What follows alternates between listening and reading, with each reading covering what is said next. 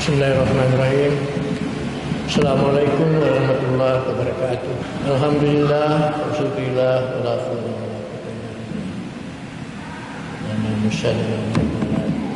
billah. Puji dan syukur kita panjatkan kepada Allah Subhanahu wa taala karena pada malam ke-9 ini alhamdulillah kita bisa bersama-sama lagi untuk menjalankan salat Isya berjamaah. InsyaAllah akan sambung pada salat tarawih. Terima kasih kepada panitia masjid yang telah memberikan juga kesempatan kepada saya untuk menyampaikan hal-hal yang saya tahu untuk kita sama-sama memahaminya. Pada malam ini saya ingin bermaksud untuk mencoba menalar sunnah Nabi pada waktu beliau makan. Dinalar dari segi aspek kesehatan. Kebetulan saya dokter, jadi saya akan menalar dari segi aspek kesehatan. Sebelumnya itu sampai ke situ, saya tentu ingin menjelaskan lagi dulu terlebih dahulu fungsi yang sangat penting untuk kesehatan kita, agar nanti waktu sampai kepada mencoba menalar sunnah Nabi kita dapat memahaminya. Sebagaimana kita ketahui bahwa dalam soal makan ini pencernaan kita yang termasuk penting adalah lambung. Kenapa? Karena di lambung itulah pengolahan makanan secara kimiawi. Tentu kita sadar semua bahwa makanan itu diolah dalam berbagai mekanisme. Yang pertama, mekanik. Ya, mama kita memasak di rumah itu potong-potong daging ayam, daging sapi itu dengan pisau itu artinya memotong-motong daging dengan mekanik. Kemudian dimasak berarti diupayakan lagi dengan panas. Ini sudah mekanik, panas. Kemudian masuk di mulut kita, kita potong lagi mekanik dengan menggunakan gigi. Baru kita telan. Supaya bisa masuk di kerongkongan kita, tentu dicerna lagi mekanik oleh gigi. Sampai di lambung urusannya pencernaan kimiawi. Kenapa? Karena tidak berproses kimiawi, semua makanan yang kita makan ini tidak bisa diserap oleh usus kita. Berarti dia akan keluar semua dalam bentuk kotoran lagi. Nasi kita makan, nasi mungkin keluar juga, karena tidak diolah secara kimiawi. Di sinilah pentingnya kita mempelajari penciptaan Tuhan dalam peran lambung ini mengolah makanan secara kimiawi. Ada dua modal pokok kita, lambung kita mengolah makanan secara kimiawi, yaitu asam yang kita sebut sebagai HCl. Asam ini sangat keras. Kalau ditaruh di kulit kita, insya Allah kita akan panas di tangan kita. Dan kedua, enzim pencernaan. Kedua bahan ini diproduksi langsung oleh sel-sel lambung. Nah, pertanyaannya, kalau hasil ini sangat keras, kenapa lambung tidak hancur? Kenapa lambung tidak hancur? Tidak dimakan oleh asam HCl ini. Sama dengan kalau kita tetesi HCl di tangan kita, telapak tangan kita ini pasti akan bermasalah. Disitulah penciptaan Tuhan menjaga supaya tempat mengolah makanan secara kimiawi ini aman dari kerusakan oleh bahan kimia itu sendiri. Kalau Anda bisa membayangkan lambung yang seperti apa itu ya, buah apa yang mirip-mirip lambung itu, ya mirip-mirip pepaya tapi tidak juga. itu seperti mixer ya, untuk mengaduk, mencampur itu makanan. Itu bergerak seperti begitu. Kenapa bisa? Karena Tuhan menaruh otot dalam 3 arah. Ada yang melingkar persis, sirkuler, ada yang oblik, dan ada longitudinal sepanjang tabung. Sehingga silih bergantilah itu berkontraksi, maka makanan di dalamnya diolah seperti itu, supaya campurannya bagus, kena semua enzimnya, kena semua HCl-nya, agar bisa menjadi membubur untuk kemudian diturunkan ke bawah lagi, agar bisa diserap oleh sistem pencernaan di bawahnya. Yang kita harus nalar ini ialah HCl ini tidak boleh berada di tempat yang tidak tahan. Kalau kita menelan makanan itu lewat kerongkongan kita, dia akan melewati satu tabung yang namanya esofagus, kemudian bermuara ke lambung. Esofagus itu tidak diciptakan Tuhan untuk tahan asam. Sama dengan kulit kita. Selnya memang sama dengan kulit kita. Sehingga tidak boleh terjadi bahwa ada asam nyelonong ke atas. Kalau ada asam nyelonong ke atas, masuk ke dalam esofagus, maka esofagus akan menderita, akan meradang, dan berbagai akibat-akibat selanjutnya. Bisa menjadi berkerut, sehingga lubang esofagus menjadi sempit, sehingga orangnya susah menelan akibat adanya asam ke atas. Untuk supaya tidak ada asam ke atas, maka Tuhan menaruh di antara esofagus itu dengan lambung satu spinter, katup, yang tidak boleh terbuka karena dibuka dari bawah, yang hanya boleh terbuka kalau dibuka dari atas. Satu arah saja pembukaannya. Jadi kalau ada isi lambung mau naik ke atas, dilarang, tidak boleh naik ke atas. Nah, berbahaya kalau naik ke atas. Itu.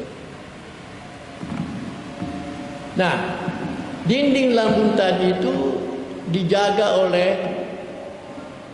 supaya jangan rusak oleh asam. Dijaga pertama oleh sel-sel yang memang diciptakan Tuhan melapisi dinding itu, tidak sama dengan sel yang lain.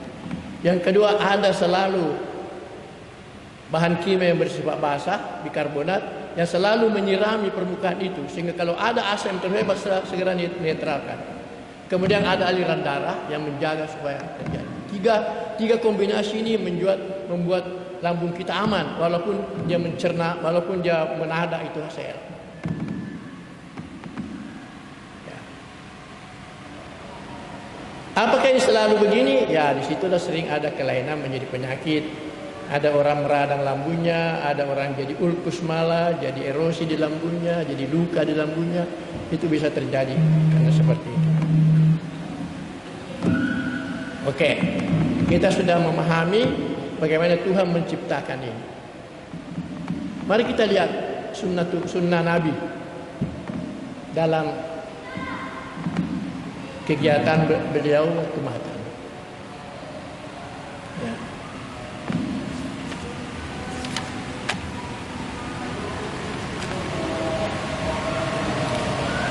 Pertama,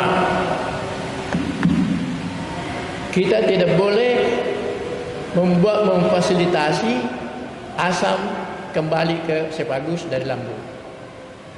Maka ada beberapa sunnah Nabi yang sebenarnya kalau kita nalar itulah maksudnya, tujuannya. Yang pertama, dilarang Nabi kita makan sambil baring. Sambil baring kita makan. Kenapa?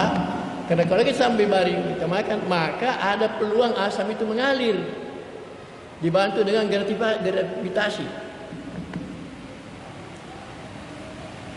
Bahkan dianjurkan oleh Nabi, kalau habis makan jangan terus tidur. Itu ya, kalau saya nalar dari kesehatan itu maksudnya. Karena kalau kita tidur berarti sejajar antara lambung kita dengan esofagus. Yang namanya cairan pasti akan bisa mengalir. Masih baik kalau kita punya sphincter masih kuat. Kalau sphincter kita juga sudah lemah, ya bisa kebobolan. Saya kira kita pernah semua merasakan sphincter kita lemah tapi tidak kontinu, hanya sekali-sekali. Pada waktu kita merasakan ada asam-asam keluar di tenggorokan kita, itu berarti sudah dari lambung itu naik ke atas. Seperti itu. Ya. Kalau itu sekali-sekali tidak apa-apa, tapi kalau sudah menjadi kejadian terus-menerus maka akan menderita usia bagus kita. Jadi kita kembali bahwa Nabi ya tidak melakukan makan sambil baring dan menganjurkan supaya jangan langsung tidur. Bahkan ada yang mengatakan juga jalan-jalan dulu supaya ke bawah itu jadi lambung seperti itu, supaya makanan itu terus ke bawah dan asamnya juga jangan dekat-dekat ke esofagus. Seperti itu ya.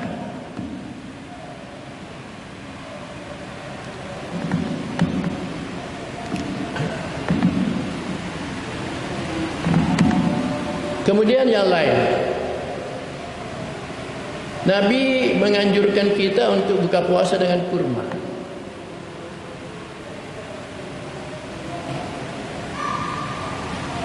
Saya baca di Prophet Medicine bahwa kurma itu peranannya adalah melapisi dinding lambung itu. Jadi bertindak seperti pertahanan oleh dinding lambung, membantu pertahanan lambung dari kemungkinan dirusak oleh asam. Sehingga dianjurkan oleh Nabi kita makan kurma pada waktu lambung kita masih kosong. Artinya apa artinya? Itu yang kita pakai buka puasa. Seperti itu. Kemudian yang kedua, kurma ini juga mengencerkan lendir-lendir di dalam itu. Seperti Anda kita ketahui, kalau kita mau mencampurkan sesuatu, kalau terlalu kental itu pencampurannya kan susah campurannya. Jadi mengencerkan lendir-lendir dalam lambung itu sehingga betul-betul membantu homogenisasi daripada bahan makanan. Jadi kalau sudah diolah oleh lambung, tidak ada lagi nasi, tidak lagi bakso, tidak lagi apa, semua sudah homogen semua. Bapak pernah pasti melihatnya pada waktu muntah. Itulah hasil kerja lambung pada waktu kita muntah keluar. Inilah kerjanya lambung. Supaya bisa diabsorpsi, ya.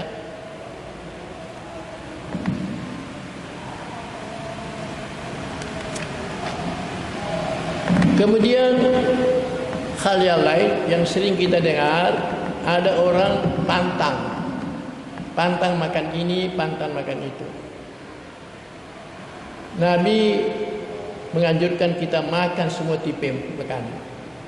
Mau lemak, mau karbohidrat, mau protein. Dan saya kira semua kita tahu bahwa ini sumber makanan secara kesehatan memang diperlukan. Jadi tidak ada istilah menurut ajaran kita ada vegetarian. Tidak makan daging, sayur saja. Ya, tidak. Kita harus makan semua. Seperti itu. Dan yang kedua, bahwa Nabi sepertinya makanan itu dimakan agar menimbulkan nafsu makan. Menimbulkan nafsu makan. Karena menimbulkan nafsu makan berarti enzim-enzim pencernaan segera keluar. Baik yang masih di mulut maupun di lambung tadi. Dengan rasa nafsu makan itu, appetizer kita naik, saya kira enzim yang untuk mengolah makanan itu sudah siap. Sehingga Nabi pernah ditawari, saya baca di buku Prophet Medicine itu, ditawari oleh satu kelompok suku untuk makan daging kadal. Ini tidak haram, tapi Nabi menolak. Apa alasannya? Saya tidak biasa makan itu. Ditanya, apakah itu haram? Tidak, saya tidak biasa. Artinya, kalau tidak biasa malah menurunkan nafsu makan. Apalagi kalau timbul rasa jijik, pasti menurunkan rasa makan. Itulah barangkali hal-hal yang dikaitkan dengan apa yang kita bisa baca tentang sunnah Nabi waktu makan. Yang lain lagi bahwa kita sudah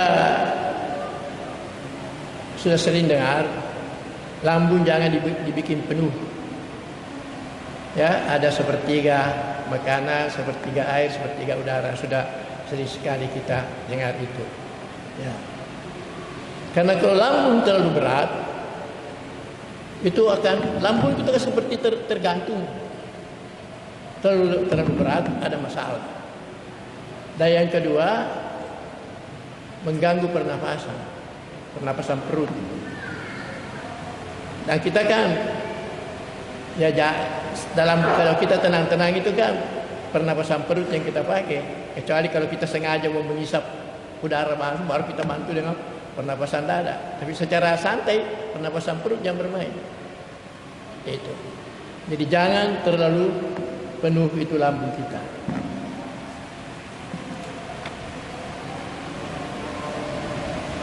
Nah, bagaimana dengan buah-buahan lain? Kita dulu dan sampai sekarang makan buah-buahan setelah kita makan nasi. Kita ambil makan pisang, makan ini, ya sampai masih. Tapi kemudian akhir-akhir ini ada pendapat bahwa buah-buahan harus dimakan lebih dahulu, seperti seolah makan kurma seperti itu. Ya.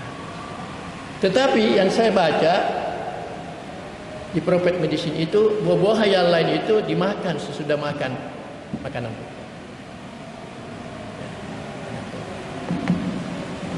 Ya, seperti itu. Jadi saya kira yang masih kita pakai lah sekarang, kebanyakan orang pakai ya setelah kita makan nasi ditutup dengan buah-buahan, apakah pisang, apakah apel dan lain sebagainya atau pepaya, seperti itu.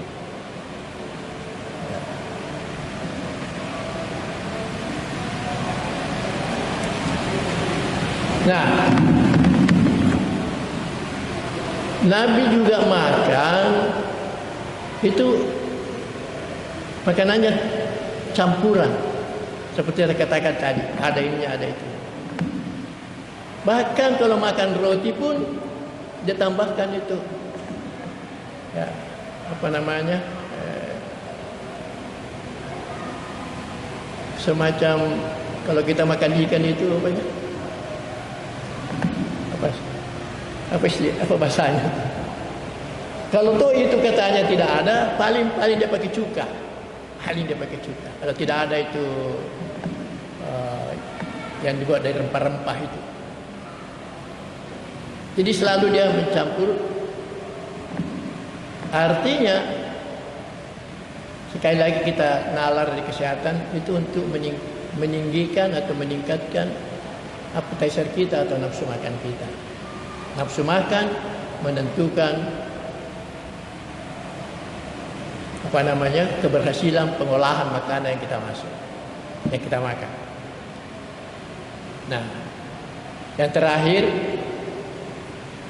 bahwa lambung kita juga sangat sensitif. Bukan hanya sensitif oleh makanan, tapi sensitif juga oleh emosi. Ya, sering ada mahasiswa kalau mau ujian stres, sakit ulu hati. Atau ada faktor-faktor lain yang menimbulkan dia ada kesusahan, ada apa, itu sakit ulu hati. Ada gangguan pada lambung.